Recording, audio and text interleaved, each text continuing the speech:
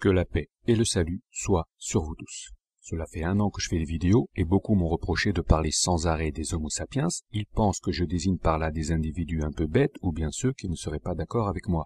C'est évidemment un point de vue simpliste, voire naïf. En fait, je parlais carrément d'une autre race humaine.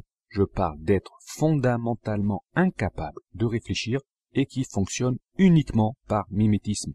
Comme des moutons, ils suivent le reste du troupeau.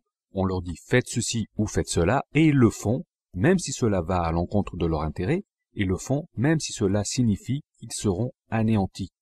Jusqu'à présent, c'était une de ces idées un peu marginales, comme on en voit un peu partout sur Internet, mais avec le vote de Macron, on en a la démonstration éclatante.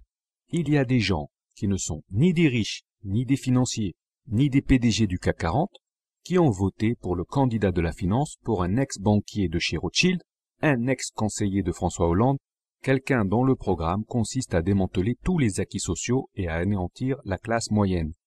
Ces gens qui ont voté Macron ont donc voté contre leurs propres intérêts. On pourrait dire que ce sont des cons, des imbéciles et des ignorants. On pourrait dire qu'ils sont manipulés par les médias, mais ce serait réduire le problème de manière très simpliste et passer à côté d'une vérité cruciale.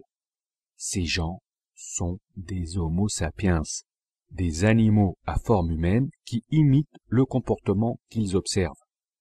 Les médias leur ont montré Macron, avec des centaines d'articles et de couvertures, il a occupé le paysage médiatique pendant des mois, et de manière fatidique, son image s'est imprimée dans leur conscience, et ils ont voté pour lui, jusqu'à on leur a dit que c'était la bonne chose à faire. Les discours de Macron et son programme ne sont pas importants. Il peut dire à peu près n'importe quoi, il peut même dire qu'il débarque d'une autre galaxie. Cela ne changera rien car ces gens ne sont pas capables de comprendre quoi que ce soit. Ils agissent par réflexe et ne sont mus que par leurs instincts. Ce que je raconte est démontré et vérifiable. Par exemple, quand on a demandé aux supporters de Macron pour quelles raisons ils allaient voter pour lui et quel était son programme, eh bien, ils n'ont pas su quoi répondre.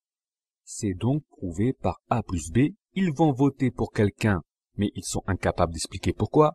Cela signifie que leurs motivations ne sont pas d'ordre rationnel. Ces individus ne doivent donc pas être considérés comme des êtres pensants. Ils votent contre leurs intérêts et pour quelqu'un dont ils ne connaissent pas le programme. Ce sont ce que j'appelle des Homo sapiens. Arrêtez de parler d'imbéciles ou de moutons, nous sommes bel et bien en présence d'une autre race humaine qui provient en droite ligne de la préhistoire. Si les hommes préhistoriques sont restés 1 million d'années sans rien inventer, c'est bien la preuve que comme les autres animaux, la raison et la faculté de comprendre les lois de la nature leur faisaient défaut. Comme eux, les chats, les chiens, les girafes et les éléphants et tous les animaux de la création n'ont rien inventé, ils mangent et ils se reproduisent. Point barre. Les animaux comme les hommes préhistoriques n'ont ni de culture ni de science à transmettre. Les uns comme les autres n'ont créé aucune machine, ils n'ont fondé aucune civilisation. Ils ne connaissent pas la technologie, leurs petites pattes n'ont jamais construit de mécanisme d'horlogerie, ni de circuits imprimés. Ils ne se sont pas lancés à la conquête de l'espace, les seuls qui y soient allés, ce fut seulement en tant que cobayes.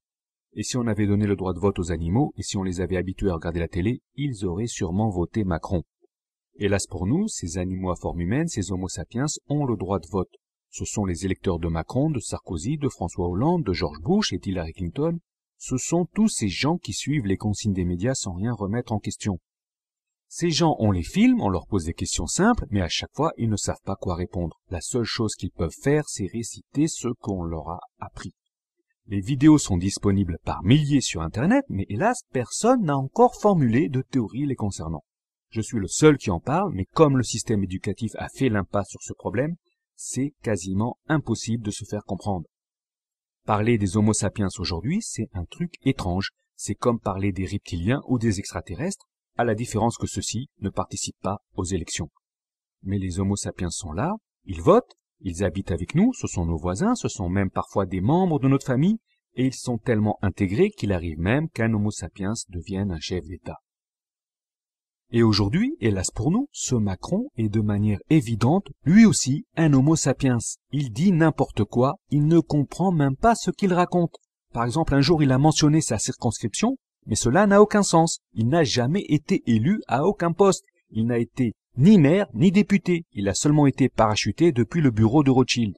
Il a juste parlé de sa circonscription pour faire genre comme un acteur qui joue un rôle, c'est tout. C'est un imitateur, un répliquant, et ceux qui votent pour lui le sont également. Il n'y a pas d'autre explication possible à la présence de Macron au second tour. Tels sont les effets funestes des Homo sapiens sur la société, et à un moment tôt ou tard, il faudra bien que cela rentre dans votre tête. Pour un Homo sapiens, le slogan « Pensez printemps » est plus parlant que toutes les démonstrations d'Asselineau qui a commis l'erreur de croire que les citoyens pourraient être sensibles au discours de l'intelligence, de l'expérience et de la raison. Asselineau est peut-être un grand fonctionnaire qui connaît les dossiers et les lois, mais il y a une lacune dans son éducation, il n'a pas tenu compte des Homo sapiens, ce qui explique son score décevant. Tout cela, bien entendu, vous le savez, ou du moins vous vous en doutez, mais il est vrai que réaliser que notre société est infestée d'animaux préhistoriques à forme humaine est quelque chose de déstabilisant, donc on préfère parler de moutons ou d'imbéciles, car dans un sens, c'est plus rassurant. Ceci étant dit, je sais que vous n'êtes pas là pour m'écouter parler de Macron ou d'Asselineau, mais pour avoir un point de vue qui sort des sentiers battus. Alors on va poser la première question tout de suite. Est-ce que Macron serait mentionné dans les prophéties, les prédictions et les visions? La réponse est non. Macron n'apparaît pas, il est comme un avion furtif qui volerait sous les radars. Il n'a été annoncé nulle part ou presque. Deuxième question qui se pose, est-ce qu'il est possible de créer une seconde ligne temporelle? La réponse est également négative. L'avenir est fixé et les grands événements ne peuvent pas changer. C'est seulement à titre individuel que l'on peut modifier le cours de son existence. Par exemple, si un avion est condamné à se cracher, on peut faire en sorte de ne pas être dedans. Pour cela, il suffit de suivre ses pressentiments ou ses rêves. Ainsi, la tragédie du Titanic a été pressentie par beaucoup de personnes. Il y a même eu un roman qui l'a annoncé des années à l'avance. Donc, avec cette possible arrivée de Macron à l'Élysée, on rentre en terrain inconnu et on ne sait pas trop ce qui nous attend d'un point de vue prédictif. En principe, personne ne l'attendait, mais les chiffres sont sans équivoque. Au départ, il disposait de 2 fois plus de voix que Marine Le Pen. Toutefois, l'élection de celle-ci reste possible, mais néanmoins improbable. La seule possibilité qu'il reste, c'est qu'un événement inattendu survienne entre les 2 tours et change la donne. Cela peut être un scandale du style Macron serait un pédophile, un zoophile, un gérontophile, un cannibale, ou alors tout simplement que cela le dégoûte de serrer les mains des pauvres. Impossible de dire quoi, mais ce serait une affaire autrement plus grave que les costumes de François Fillon, et elle réduirait sensiblement ses chances de gagner. Et cela peut être aussi un événement dramatique, comme un fast flag, un gros attentat, et soudain les gens auraient peur et voteraient Front National, car Macron apparaîtrait pour quelqu'un de faible, de trop jeune et d'inexpérimenté. Et on peut toujours rêver, mais il faut envisager toutes les possibilités. Du jour au lendemain, plusieurs chefs de parti décident de faire une alliance avec le Front National. En France, jusqu'à présent, c'était une sorte de tabou absolu.